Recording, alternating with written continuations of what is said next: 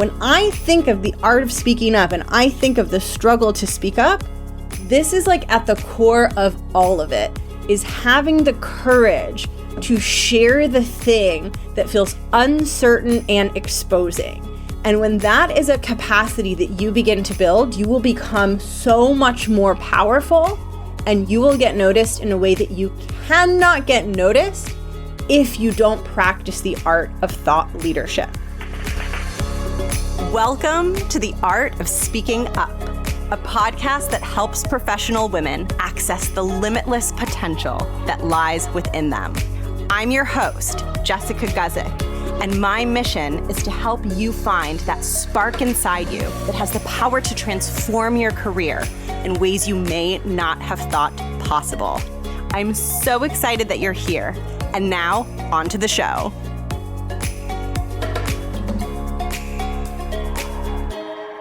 Welcome to the podcast. Thank you so much for tuning in. I was going to say, if you are new, I am Jess, but I feel like if you're listening to part 5 of my 5-part series on mastering meetings, you probably already know who I am.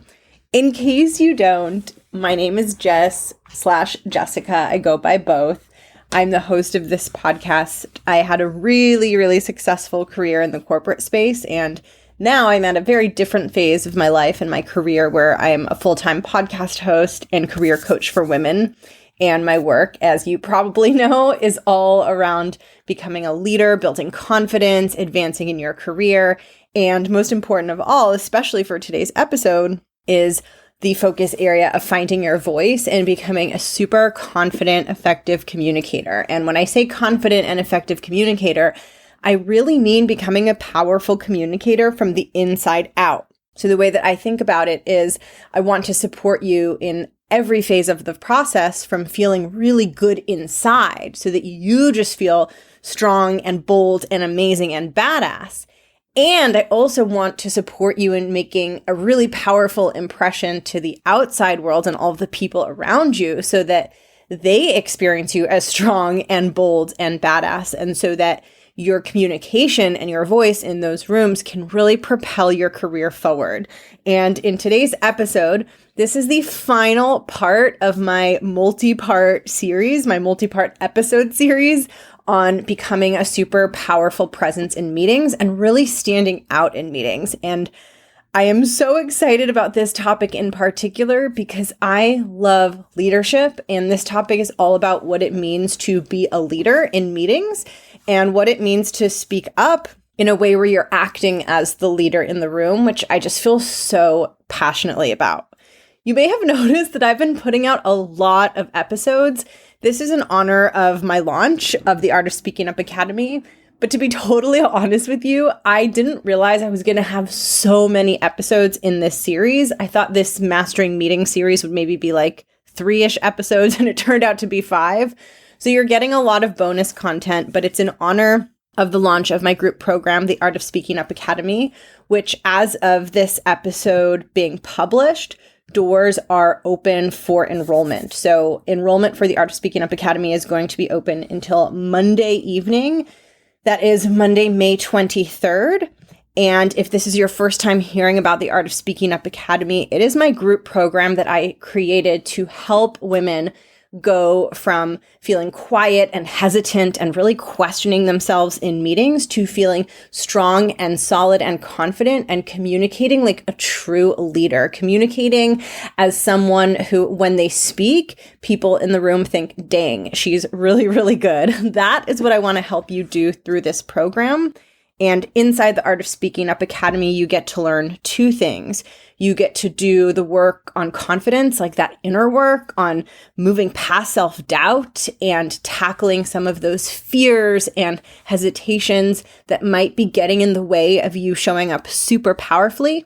And you're also going to learn the fundamental communication skills that you need to make a really powerful impression and stand out in those meeting rooms. The thing that I love about becoming a good communicator and about that journey of finding your voice is that it's not as complicated as you think. It's just about making these small intentional tweaks and learning just a few foundational tools. And what I aim to do in the Art of Speaking Up Academy is to make the process simple, easy, and digestible for you.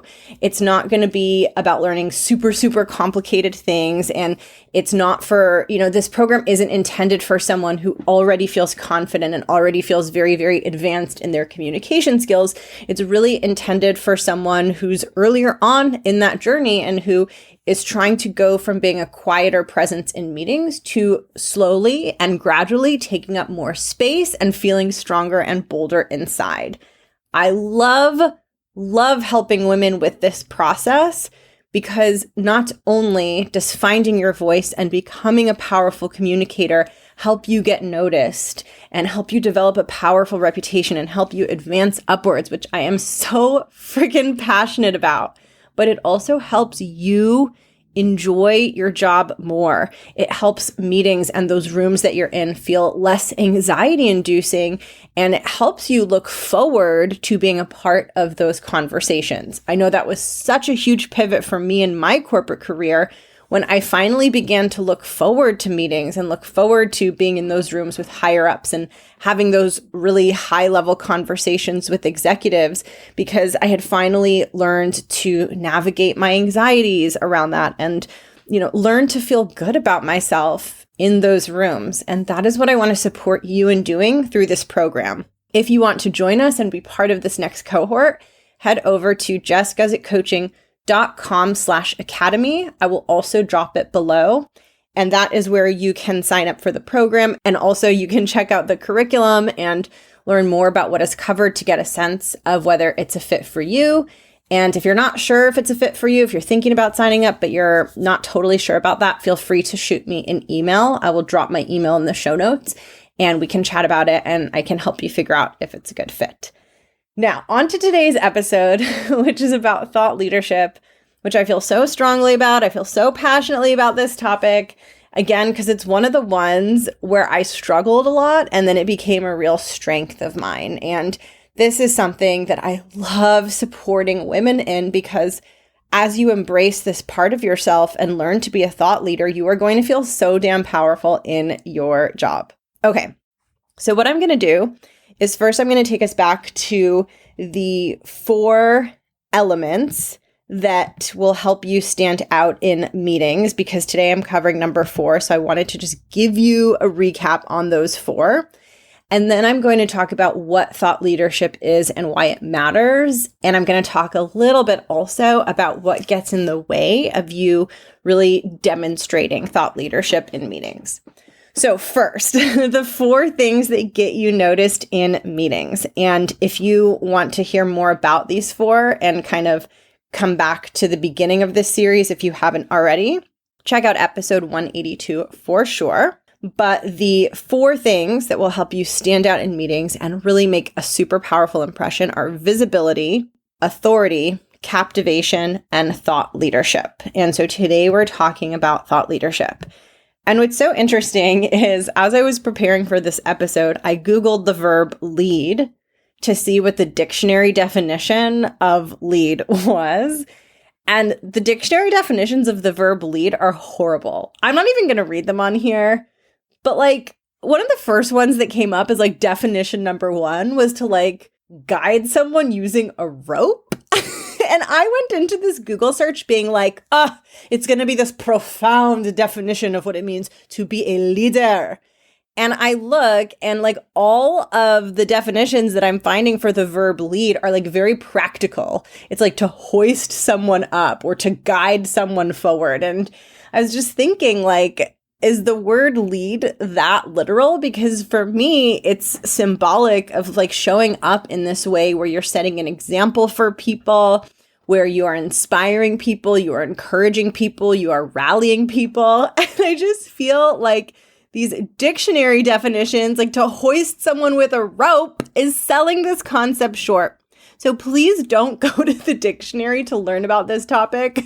Learn about it here and in other places that will be able to properly explain it. But what I am talking about today is being a leader in meetings and what that is and why it matters. And since the dictionary definition wasn't super helpful to us, I'm going to share with you my definition of leadership.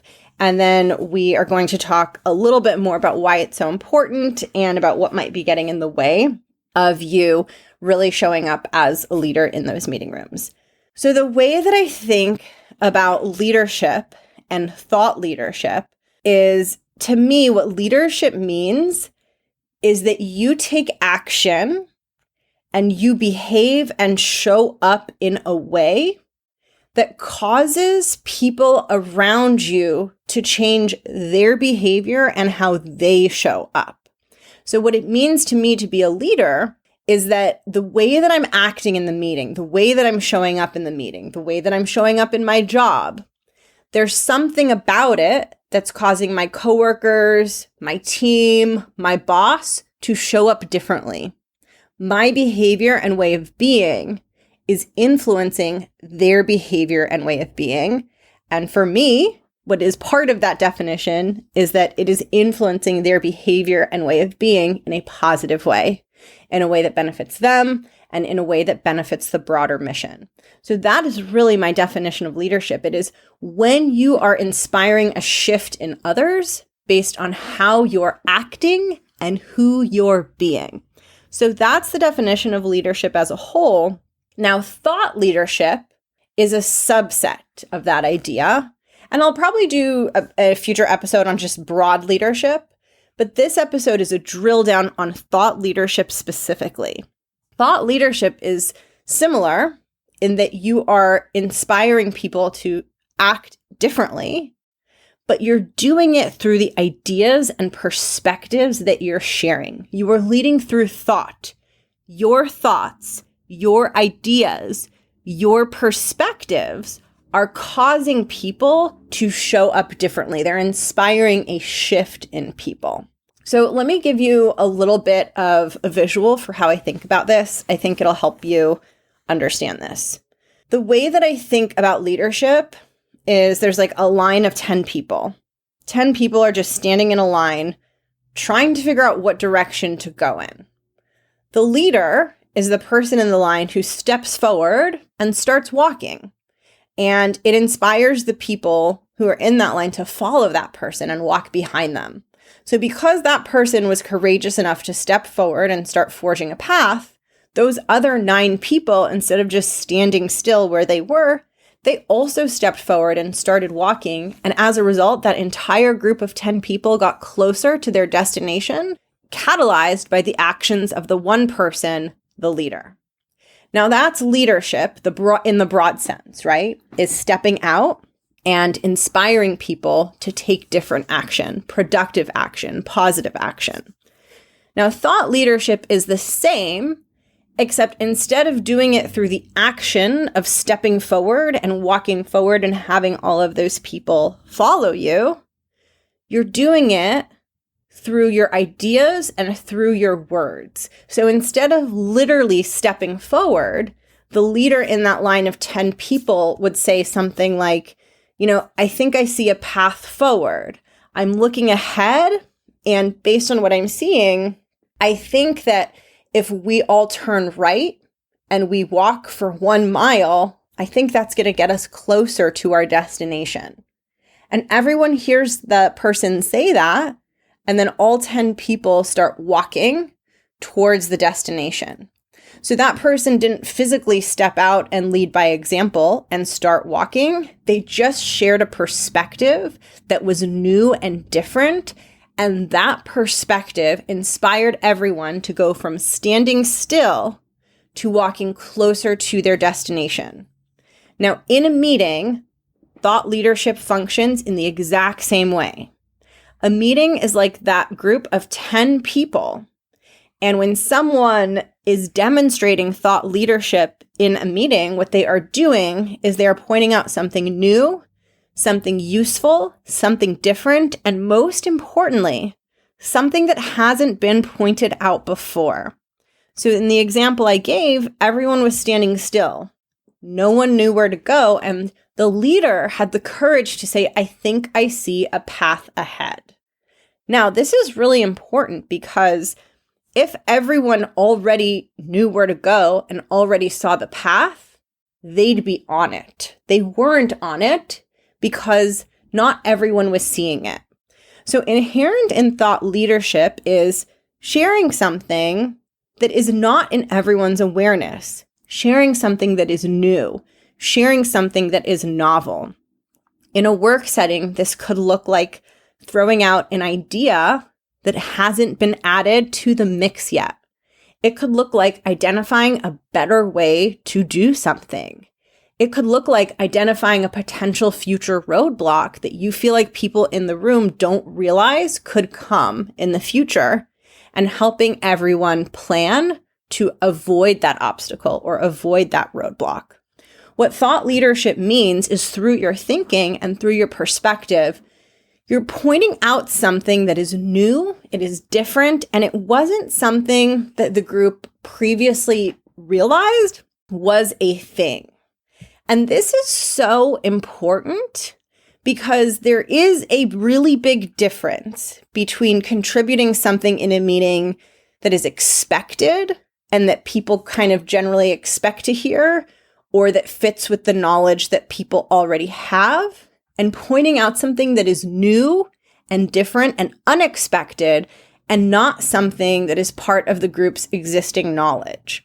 So in the example that I gave, with the one person being like, I think I see a path ahead for us to get to our destination, that person was pointing out a path that the group didn't see. Now, it's possible that 10 people could all be standing in a line and the path could be really obvious. Like the path could be clearly right in front of them. And someone could still say, hey guys, like I see a path to our destination, like let's start walking.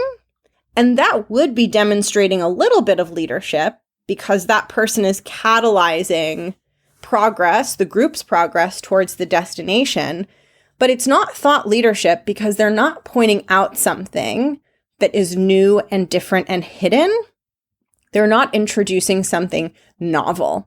And that is the essence of thought leadership. It is speaking up, but sharing something that the group is not really aware of or hasn't heard before. And this can be one of the most vulnerable forms of speaking up because not only are you allowing people to see and hear your voice, you're allowing people to see and hear your brain. You're showing them something that's in your brain and you don't know if it makes sense or if it's good because it's new. So when you're leading everyone through that path and you're like, hey, everyone, I think I see a path, you don't know if the path is going to get them to the destination because if we knew that the path was going to get them to the destination, everyone would be aware of it, right? So you're sharing something new, you're sharing something different, you're exposing your thinking, and there's a level of uncertainty. There's a level of like, okay, I'm sharing something new here. I don't know if it's for sure 100% correct, and it's not something that has been shared before. And so for me to share it feels really exposing and scary. And to me, when I think of the art of speaking up and I think of the struggle to speak up, this is like at the core of all of it, is having the courage to share the thing that feels uncertain and exposing. And when that is a capacity that you begin to build, you will become so much more powerful and you will get noticed in a way that you cannot get noticed if you don't practice the art of thought leadership. And let me tell you, it is hard and it is scary because, like I said, you're showing people what's in your brain. You're not just showing them your words, you're showing them your thinking. And by definition, you're showing them a subset of your thinking that is new and different and hasn't yet been vetted or shared or tested. So there's an element of uncertainty. And when you have the courage to share it in spite of the uncertainty, that is when you become a thought leader. Now, I'm sure you could see how this links to you speaking up, even though you're not the most experienced person in the room, right? When you're willing to share a perspective before you're the expert, before you're the most senior person in the room, it's a really similar experience where you're sharing something that's uncertain and you're showing people your brain in a really scary way. And while it can feel exposing, like I said, it is absolutely 100% essential for making a powerful impression in your career. And it is for sure essential for rising up into leadership positions. You cannot go down that path without building this muscle and without building this capability. Now, I'm going to share a little analogy with you here to help you understand why thought leadership matters so much and to help motivate you to want to do it even when it does feel really scary, because let me tell you, this is scary. This is what I struggled with the most, is having the courage to share my stuff, because we all have this fear. I mean, let me tell you, I've worked with a lot of clients. I've seen what's inside a lot of women's brains. We are all very scared of sounding stupid. And when we step up as a thought leader and we share something new and we point out something that other people aren't seeing, we feel like we might sound stupid. And it is so important to learn to navigate that feeling and not let that fear get in the way of your brilliance being shared. Because what you will quickly learn is that fear is not really based in reality. Maybe occasionally you'll say something and you'll realize it was totally wrong. But what's going to happen more often than not is you're going to realize that you're not stupid, you're really, really smart, and that the people around you have been missing out on that because of the fear of sounding stupid. But I do understand that fear because it's definitely one that I had. It can really take hold of you. And that is why mindset work and work on confidence is so important, because it helps you show up boldly and bravely, even when you are feeling that wave of fear, and even when you are wondering if you're going to sound stupid, and when you feel afraid to speak up and share your thoughts and share your perspectives with the group. I get it.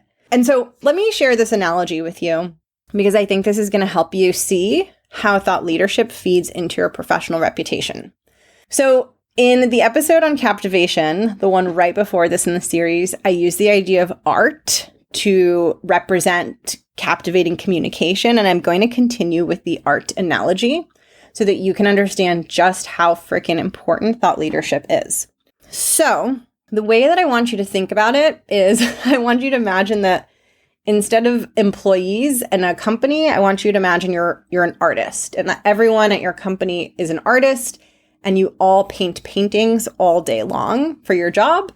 And let's just say that your company just sells paintings. So you work for a giant company that sells art, and you paint paintings, and your colleagues paint paintings all day long, and they get sold. Now, I want you to imagine that the types of paintings that you paint are replicas of really famous paintings. So you can do like the most convincing replica of the Mona Lisa, right? Or what's another really famous painting? Like pick whatever famous painting comes to mind for you. I want you to imagine that you can take any painting and you can make the most precise copy of it. Now, I want you to imagine that there's someone else at the company who makes original paintings. So they don't do those replicas. They create new works of art that have never been created before. And let's just say that that employee or that painter has a style that's really bright and dynamic and colorful. Now, I want you to think about the reputation that you have versus the reputation that the other employee has. Let's call that other employee Rachel. And I really want you to think about what is possible for your reputation when you make perfect replicas of the Mona Lisa versus when you're creating original art. When you're making replicas of the Mona Lisa, you will never be able to develop a reputation based on what you are uniquely good at as an artist, because no one has ever seen your original artwork.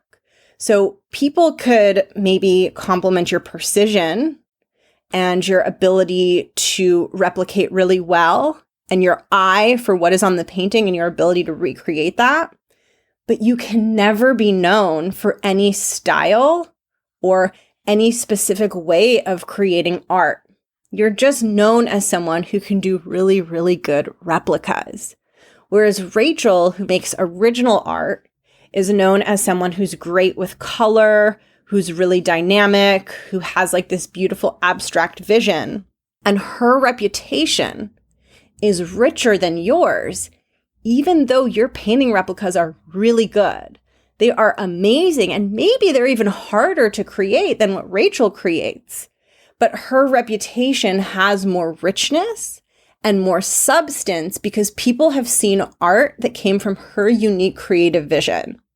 So when someone asks, let's say, a higher up at this fictional art company, when someone says, hey, tell me about the different employees you have. Tell me about Rachel's style. And let's just say your name is Megan, and tell me about Megan's style. How are they different, right? It's going to be really, really hard for a higher up at that company to tell you much about Megan's style because she just makes replica paintings, right? And it's going to be easier to speak about Rachel and understand Rachel's unique gifts and talents because we've seen Rachel's original artwork. And again, this doesn't mean that Megan or you is not a talented artist. You might even be quote unquote better than Rachel, depending on how you're measuring it. But the problem is there's no richness to your reputation because all you can ever show people is that you're really, really good at replicating. And so I want you to think about thought leadership, and I want you to think about what it means to just share expected conventional ideas in meetings versus sharing original thought and perspectives. And I really want you to think about what kind of reputation is possible when you share one versus the other. What kind of reputation is possible when you share things that are expected and sort of like just going with the flow versus when you're willing to be a thought leader and share things that are different and new and that haven't been shared before. There is such a big difference in what you will be known for, because if you never share anything outside of the box, you never step up to courageously be the leader in the room and point out the thing that no one is seeing, then you can only ever be known as someone who gets the job done, right? But you can never go beyond that. You can never be known for the type of art you can create. Whereas when you're willing to show people what's in your brain and be vulnerable and share what you see even before you know if it's 100% perfect, that is when people get to know your capability beyond just executing, right? Beyond just showing up and doing what's expected.